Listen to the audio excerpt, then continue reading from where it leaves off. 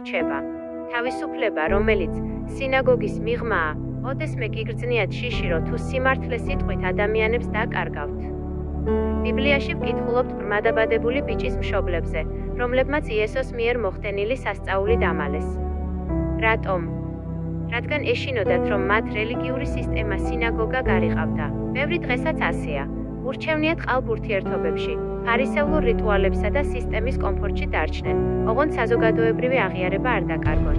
იონა წინასწარმეტყველსაც ეშინოდა ნინევეში წასვლის, რადგან იქ მას არავინ ელოდა ყვავილებით. მაგრამ ჭეშმარიტება სწორედ იქ იწყება, სადაც ადამიანური აღიარების შიში მთავრდება. იესომ გითხრა: კაცის მტრები მისი სახლეულნი იქნებიანო. თუ სიმართლის გამო ადამიანები დაგშორდნენ, ნუ გგონიათ, რომ რამე დაკარგეთ. პირიქით, თქვენ მოიპოვეთ ის, რასაც ვერანაირი ორგანიზაცია ვერ მოგცემთ, ქრისტესეული თავისუფლება. უმჯობესია იყოთ მოკვეთილი ადამიანებისგან, მაგრამ ღმერთთან, ვიდრე ყველასგან პატივცემული, მაგრამ ჭეშმარიტებასთან განხეთქილებაში. ყალბი ურთიერთობა ქვიშაა, თავისუფლება კი კლდე, ვისაც ყური აქვს ის